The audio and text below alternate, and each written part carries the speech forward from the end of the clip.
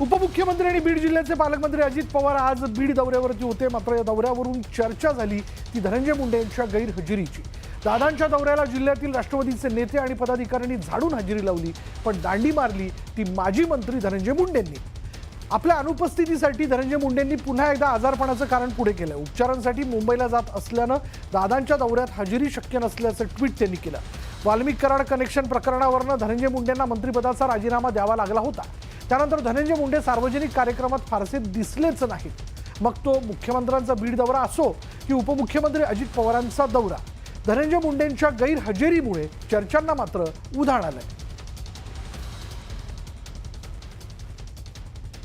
दरम्यान आपल्या गैरहजेरीबाबत धनंजय मुंडेंनी काय ट्विट केलं पाहूया। त्यांनी असं म्हटलं बघा की राष्ट्रवादी काँग्रेस उपमुख्यमंत्री अजित पवारांच्या आजच्या बीड दौऱ्यात मी उपस्थित राहणार होतो, परंतु माझी प्रकृती अद्यापही ठीक नसल्यानं काल मला उपचारासाठी मुंबईत यावं लागलं।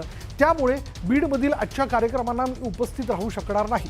याबाबत मी पक्ष नेतृत्वाला पूर्वसूचना दिली असून कोणताही संभ्रम निर्माण होऊ नये ही विनंती।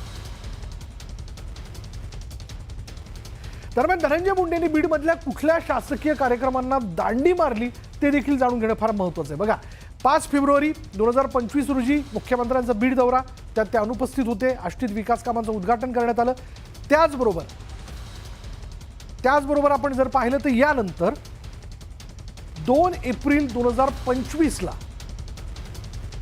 अजित पवारांचा बीड दौरा होता। डीपीडीसी बैठकीला ते गैरहजर होते।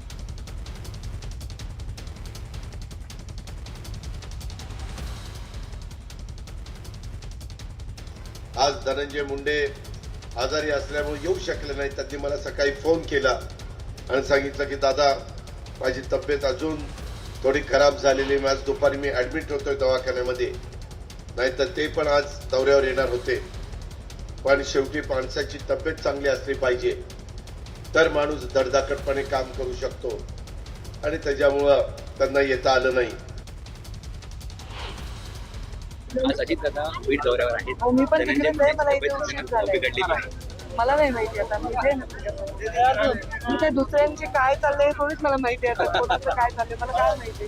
त्यांची तब्येत तर बरेच दिवस झाले बरी नाही।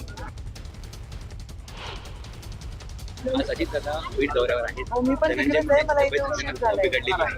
मला नाही माहिती आता म्हणजे दुसऱ्यांचे काय चाललंय थोडीच मला माहिती आहे। आता कोणाचं काय चाललंय मला काय माहिती। त्यांची तब्येत तर बरेच दिवस झाले बरी नाही।